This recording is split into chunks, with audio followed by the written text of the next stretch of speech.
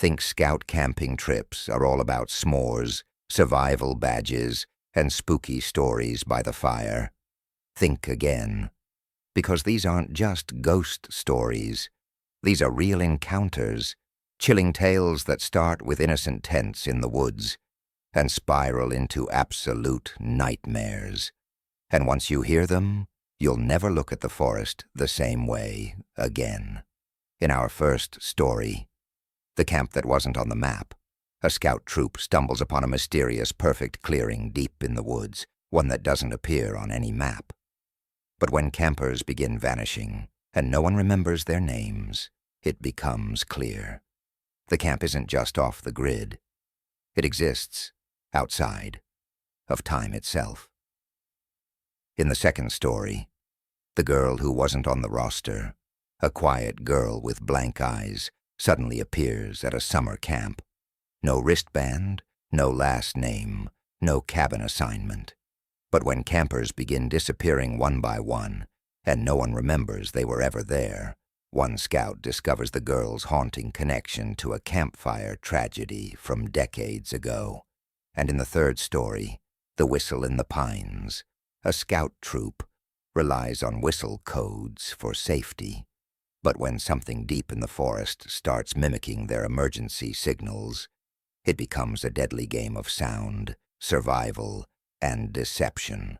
So, zip up your sleeping bag, check your flashlight batteries, and don't even think about wandering into the woods alone.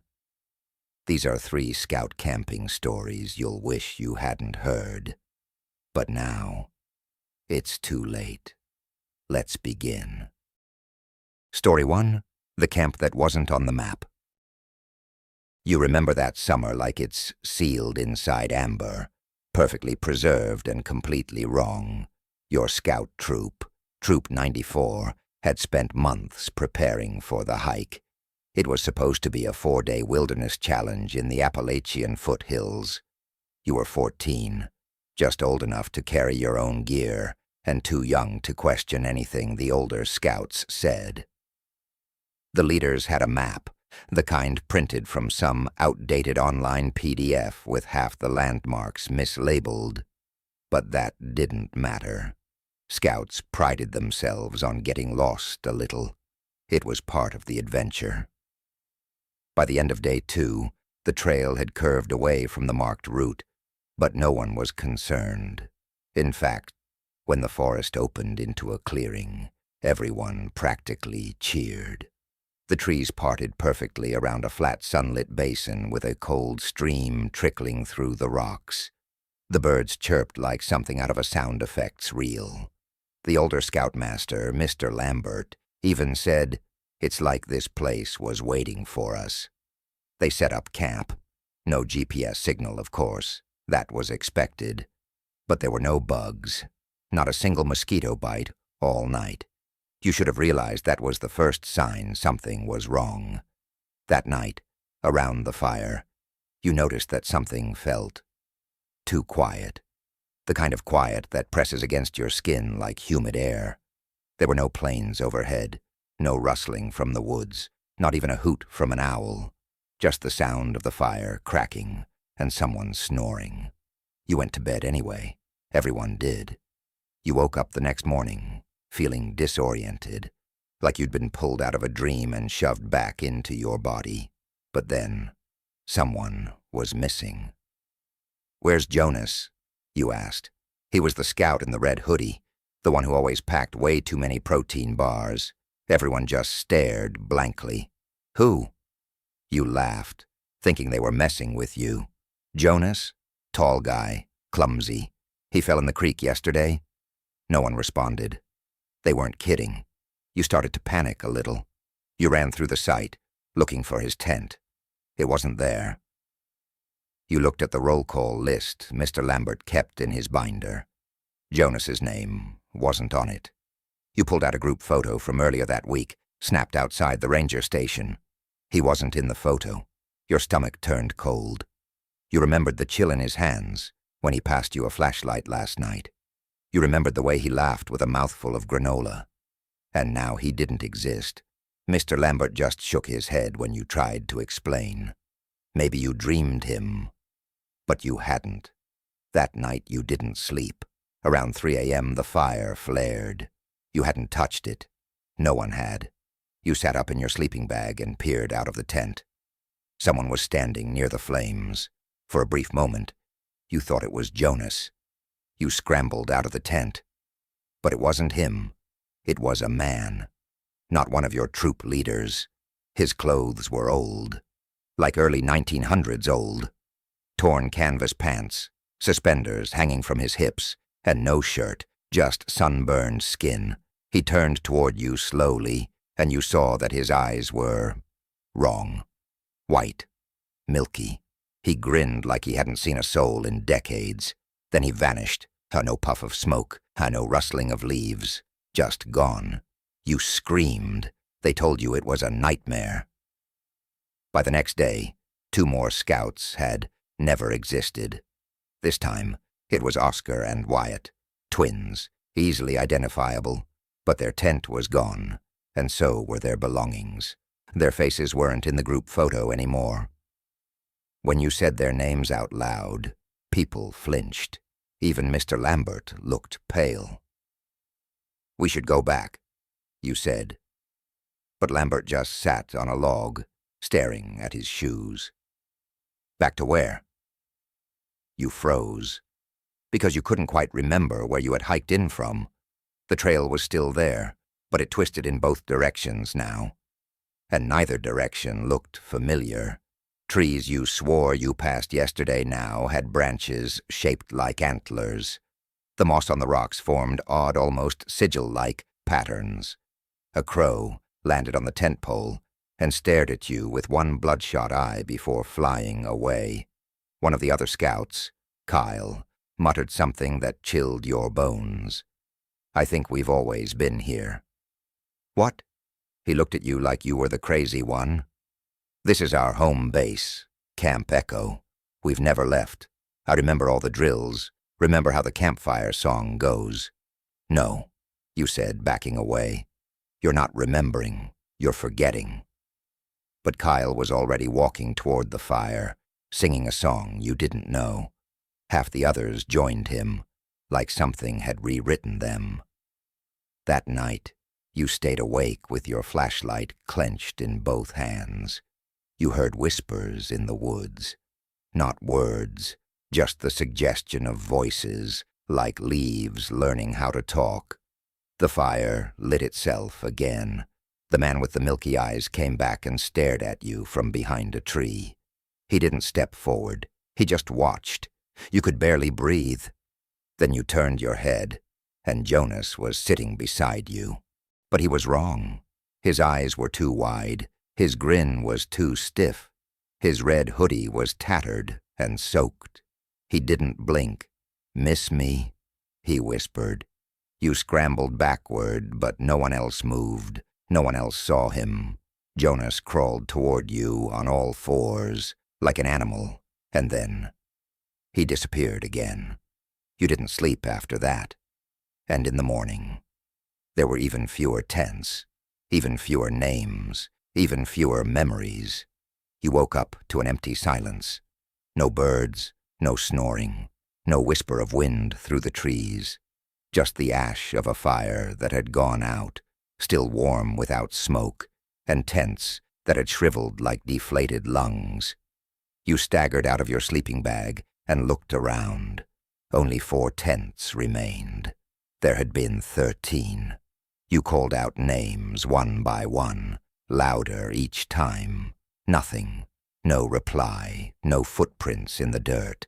Even your own tracks from the day before seemed to be gone. The trailhead was overgrown like it hadn't been touched in years. You ran to Mr. Lambert's tent and tore the flap open. He was sitting cross-legged, facing the back wall, muttering to himself. You reached out and shook his shoulder. He didn't turn. He didn't even blink, just kept whispering. "The fire remembers. The fire remembers. The fire remembers." There was a thick black smear down his forearm. Not blood, not dirt. Something older, something oily, as if soot had sunk beneath his skin. You backed away, your heart slamming into your ribs. You weren't even sure what day it was anymore. At noon, the sky dimmed. You looked up. It wasn't clouds. It was like the sun had grown tired of shining on this place. An eerie twilight smothered the trees, casting sharp shadows where there should have been none. You tried to call your parents, but your phone wouldn't turn on. Not even a flicker. No battery screen, no signal bars, just blank. Then you heard it again. That voice. It came from the forest, from behind the trees, not through them, behind them, like the woods were just a curtain, and something was pacing on the other side. You grabbed your pack and ran, didn't care which way anymore, didn't even grab water.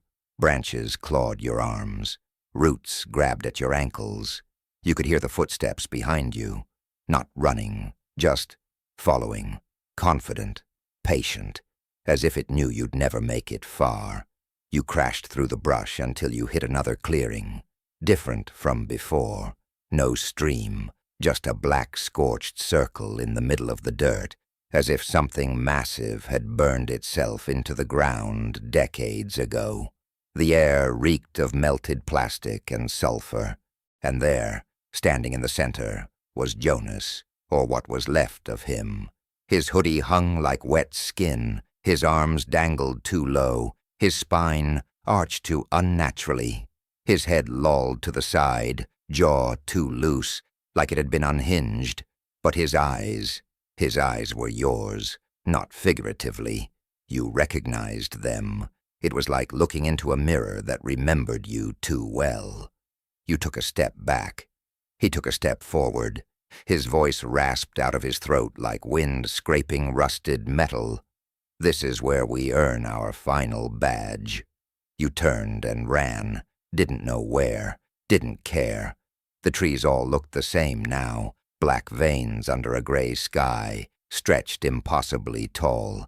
You sprinted through the twisted woods until your lungs were on fire. Then, the camp was back. Somehow, impossibly, you had run in a giant loop. Back to the same clearing, same stream, same tents. But now there were only 2 tents. Just 2. The others were gone. Even the ash ring around the fire had disappeared. There were new scouts at the fire now. Kids you'd never seen before. Not from your troop. Their uniforms were stitched differently. Their merit badges were made of metal, not fabric. One of them turned to look at you. His skin was colorless, ashen like old wax. He smiled, and one of his teeth fell out onto the ground with a soft tap.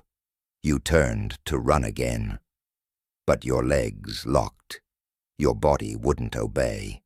It was like your joints had turned to sand. Your vision blurred at the edges. And then from behind you, a voice whispered, "Do you remember your oath?"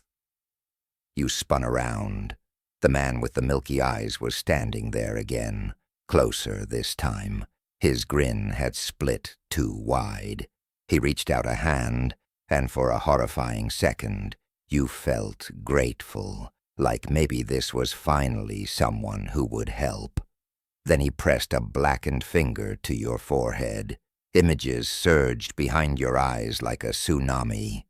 You saw all the past scouts who had ever wandered into this clearing. Dozens, hundreds, some from years ago, some from eras when scouting wasn't even called scouting. All of them slowly forgotten, all of them erased, swallowed into the loop of this place. The camp wasn't real. It was a memory trap, a hollow space that mimicked reality just well enough to fool the living. You were never meant to survive it. You were meant to feed it. When you came to, the campfire was crackling again. The sun was shining, birds chirped, and your troop was sitting around laughing, roasting marshmallows. You blinked. You looked down at your hands. They looked young, softer. You felt happy. Everything felt fine, except none of the faces were familiar anymore. You stood up slowly and asked, "Where's Mr. Lambert?" A scout shrugged. "Who?" Your heart is seized. You asked about Jonas. Blank stares. You asked about Kyle, about Oscar, about Wyatt. No one knew those names. You reached into your backpack for the group photo. It was blank, just a washed-out square of white paper. You whispered to yourself, "Who am I?" A nearby scout heard you and smiled. "You're new, right? Welcome to Camp Echo." That night, you stared into the fire. Something inside you already fading. You felt it, like a thread being pulled loose from a sweater.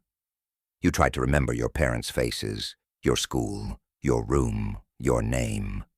But it all floated away, and across the fire, the man with milky eyes watched you. Not from the shadows this time, but from your reflection in the flames. Story 2, The Girl Who Wasn't on the Roster. The first time anyone noticed her, she was standing by the mess tent with a marshmallow stick in her hand and an expression so blank it made your skin crawl. No one saw her arrive, not even the camp counselor, Dana, whose clipboard never left her side, not during hikes, not during meals, not even during free time, which was just code for controlled chaos. Every scout had to check in, sign their name, and wear a numbered wristband. Security was tight. Parents had been strict after last year's lost child incident. But this girl had no wristband. She just appeared. She wore a weathered blue jacket with the collar buttoned tight, even in the July heat. Her boots were caked in dry mud. Her eyes were the color of soot, and her black hair hung over her shoulders like it had never been combed, and nobody questioned it. That's what haunts you most. You only started noticing her because of where she stood, always on the edge of everything. At archery, she didn't take a turn. She just stood at the tree line, watching. At the lake, she didn't swim. She sat on the dock, facing away from the water. At night, during campfire stories, she was the last one to sit down, the last one to smile, if ever. And she never laughed, never ate a s'more, never sang the songs, just stared into the fire like she'd lost something deep in it and couldn't get it back. Her name? That was the thing. No one could remember hearing it. Even when Dana called for attendance, even when the group split for hikes, she just was. You tried asking one of the other scouts, Mikey, about her. "Who's that girl?" you said, nodding toward her. Mikey frowned. "Which one?" You pointed directly at her. He squinted. "Oh, I don't remember her name. Maybe she's in that new troop from Denver?" You knew she wasn't. You'd seen the Denver troop arrive. They all wore orange shirts. She didn't. You decided to ask Dana. You approached her near the counselor's cabin while she was scribbling on her clipboard. "Hey, Dana. That girl, the one in the blue jacket. What's her name?" Dana didn't even look up. "Which girl?" You turned, pointed, but she was gone. You hadn't heard her move. You scanned the trees, the tents, the trails. Nothing. I swear she was right there." You stammered. Dana chuckled without humor. "Kid, there are 80 campers here. Keep track of your own group." You opened your mouth to argue. But something made you stop, because you realized you weren't sure what group she was even in. That night, the storm rolled in heavy. Thunder cracked the sky open like bone. Rain hammered the tents and turned the fire pit into a drowned crater. Everyone was shoved into the main lodge for emergency shelter. Flashlights flickered. Sleeping bags were stacked like sandbags. But even in the chaos, even with the pounding rain and screams of laughter and shouts from the counselors, you saw her, standing outside, in the downpour, facing the forest, back to the lodge. Still, like a statue carved from shadow. You pressed your face to the fogged window and stared. She didn't move. She didn't even flinch. The thunder roared again. You blinked. She was gone. The next day, things got weird. One of the Denver kids went missing during the rope course. A 12-year-old named Lily, gone, vanished between checkpoints. The counselors spent all day searching. Whistles blew, walkie-talkies crackled. Dana shouted so loud her voice broke. But they didn't find her. Just her lanyard and one muddy sneaker, both left neatly at the base of a tree that wasn't even part of the course. When they gathered the kids that night to explain what had happened, the girl in the blue jacket sat at the back of the mess hall, her face expressionless, her boots still caked in that same mud. You tried to confront her, tried to speak to her. You found her later that evening, standing at the edge of the woods again, always the edge, like she couldn't or wouldn't go further in. "Hey," you said, walking toward her. "Do you know anything about Lily?" No answer. "Were you near the rope course today?" Still nothing. You stepped closer, close enough to see that her eyes weren't just dark. They were burnt, like something inside them had been set on fire and then frozen in time. And then she spoke. Her voice was quiet and hoarse, like she hadn't used it in years. "She didn't belong here." You swallowed. "What?" "She broke the circle." Your heart thudded. "What circle?" The girl blinked slowly. "Every 7 years." "What happens every 7?" But she turned and walked away before you could finish, straight into the woods. You waited for a counselor to yell after her, but no one seemed to notice. No one even saw her go. That night, Lily's bunk was packed up. Dana told everyone her parents had picked her up early. Some kids even swore they remembered saying goodbye. You didn't, because it didn't happen. And when you checked the group photo, taken on the first day, Lily wasn't in it. But the girl in the blue jacket was, right in the back row, staring directly at the camera, expressionless, unblinking, like she'd been waiting. You couldn't sleep, not after seeing the photo, not after realizing she wasn't new.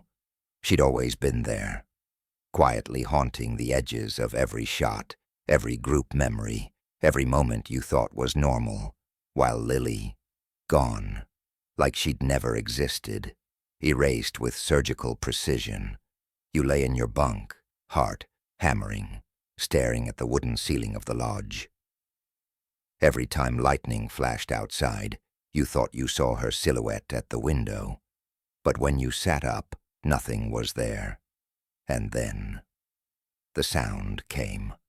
A knock, software repetitive, rhythmic. At first you thought it came from the door, but then you realized it was coming from under the floorboards. You weren't the only one who heard it. Jacob, your bunkmate, sat up too. "Do you hear that?" You nodded. The knocking stopped. You both froze. Then from the far side of the room a soft humming started. A girl's voice, fragile, melodic.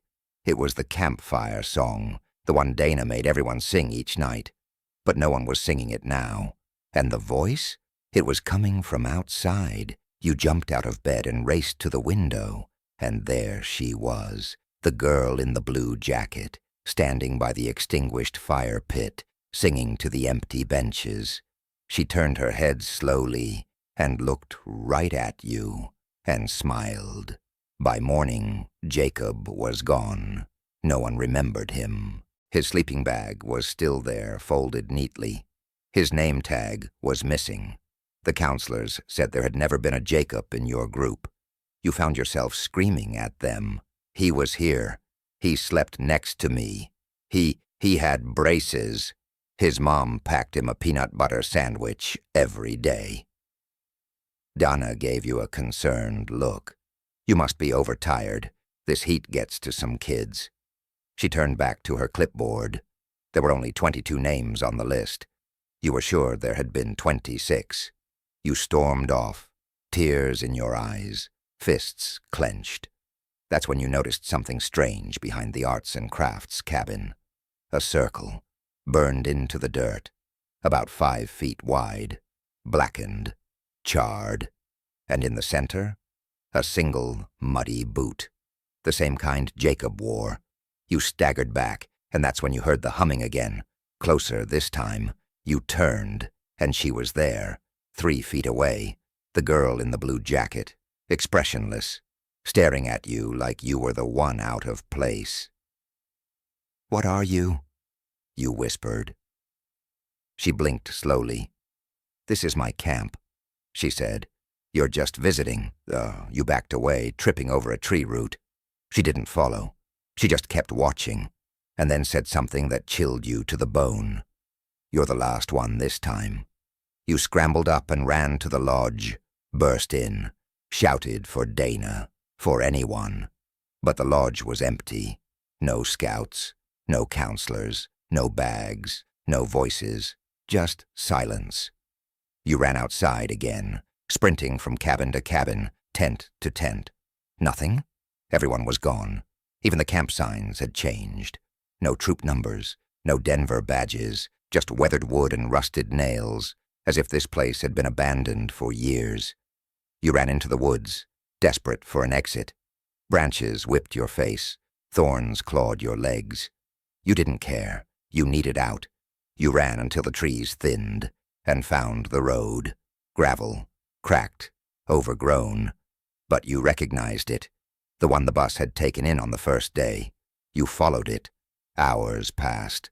The sun never moved. The shadows stayed long and sharp, like the forest was holding its breath. And just when your legs were ready to give out, you saw it. The camp sign. Camp Everpine, established, 1936. But it was covered in ivy, rotting, and below the name, carved deep into the wood with something jagged, was a sentence that turned your blood cold. Every 7 years, she sings them away.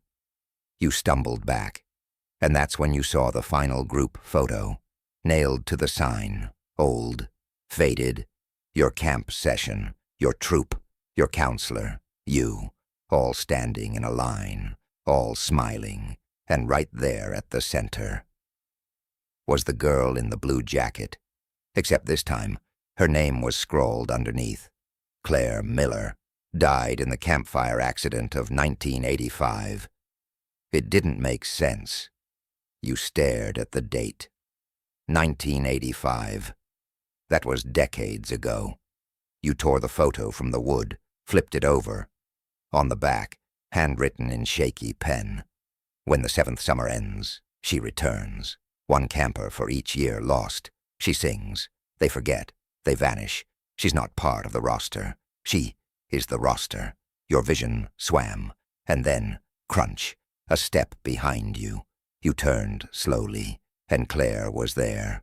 Close now. Eyes hollow. Mouth slightly parted. Hair dripping wet, even though it hadn't rained. You looked too close, she whispered. You backed away.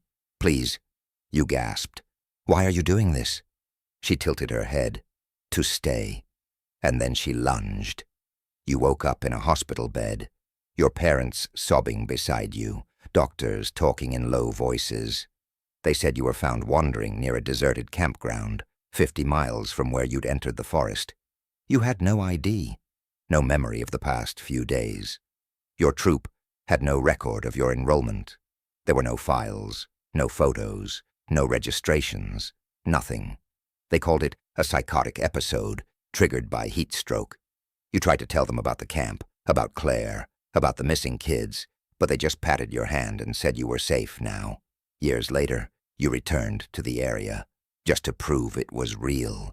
But there was no Camp Everpine, only a clearing in the woods. No cabins, no trails, no signs, just a rusted nail in a tree, and a faint humming, carried on the wind. A girl's voice, still singing, still waiting. Story 3. The Whistle in the Pines. The whistle pattern was supposed to keep you safe.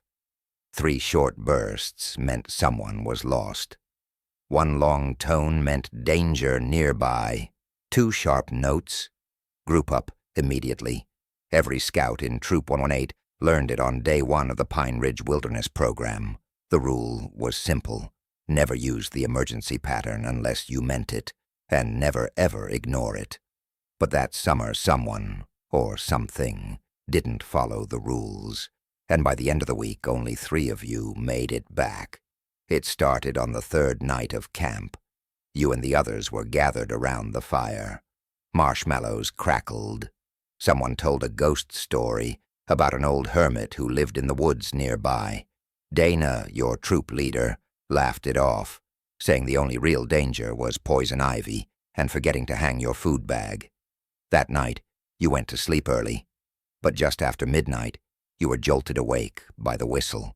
3 short bursts, sharp, urgent, coming from the woods. You sat up in your tent, heart pounding. The signal meant someone was lost. Probably just a prank, you told yourself. A bored kid trying to be funny, but it didn't feel like a joke. Other scouts started poking their heads out of tents, murmuring to each other. Dana emerged from her own tent, flashlight in hand, brows furrowed. "Who blew the emergency whistle?" No one answered. She scanned the group. "All right, everyone stay put. I'll go check." You watched her disappear into the pines, her light bobbing through the darkness. Then silence. Minutes passed. Too many. The air felt tight, like the trees were holding their breath. Then 2 sharp notes, the regroup signal. But it didn't come from Dana's whistle. It came from deeper in the forest. "Everyone back in your tents," shouted Jared, the assistant troop leader. "It's just Dana. Probably found whoever it was." But you saw the flicker of fear in his eyes. You didn't sleep. None of you did. And by morning, Dana was still gone. They searched all day, split into buddy teams, followed her last direction. No footprints, no broken branches, nothing but pine needles and silence.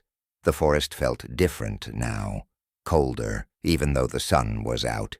You swore the trees were spaced differently than before, like they'd shifted during the night.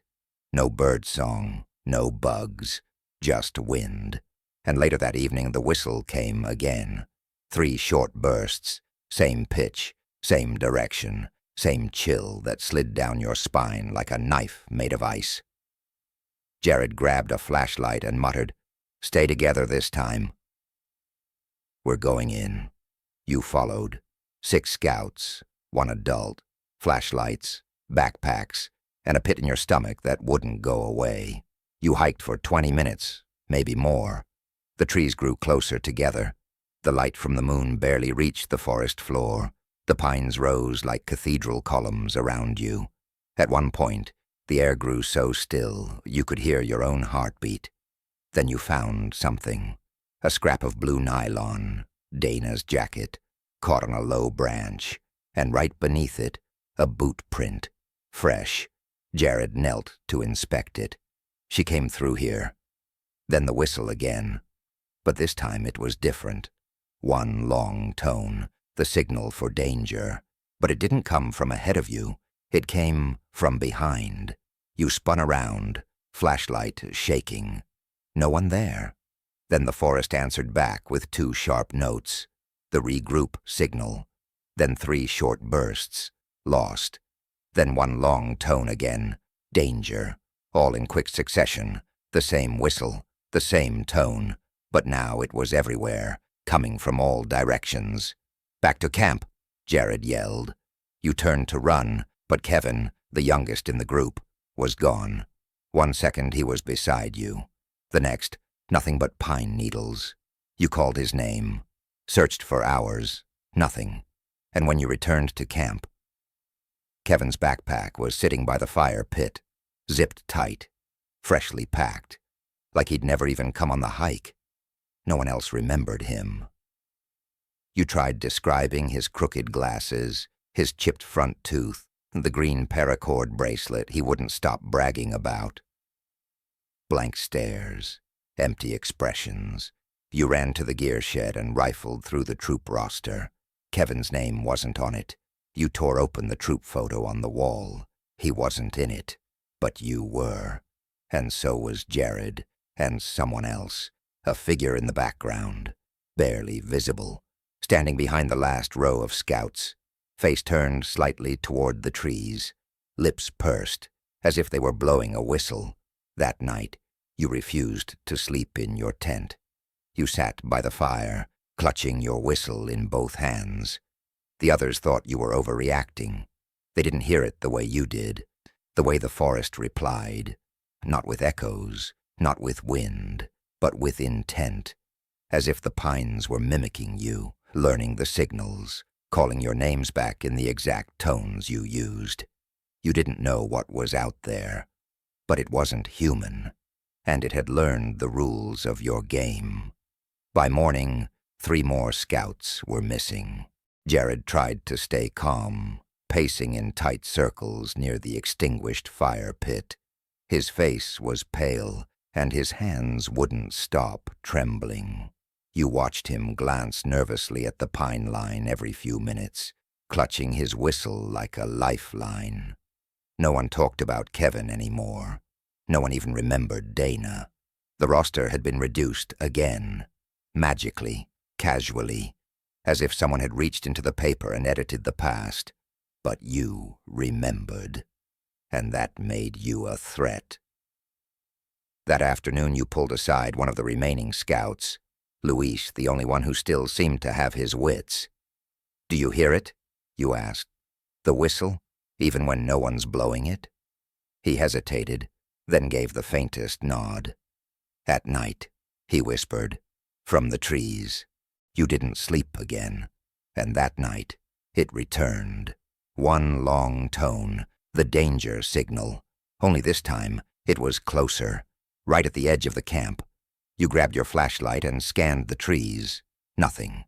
Then 2 sharp notes, the regroup signal, coming from the left, then the sound of crunching leaves, and breathing, heavy, raspy, like something pretending to be human was trying to mimic how you breathe. Luis joined you outside, his flashlight shaking in his hands. "I think it's calling for us," he said. You nodded. "I think it's wearing our voices now."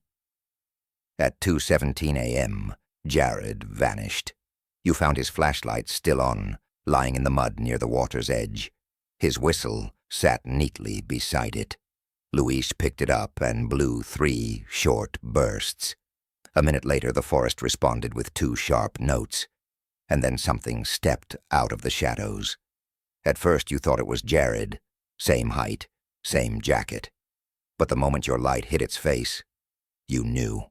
The skin was too tight, the eyes too sunken, the mouth too wide, as if it had been cut deeper than it should go, and in one slow, unnatural motion.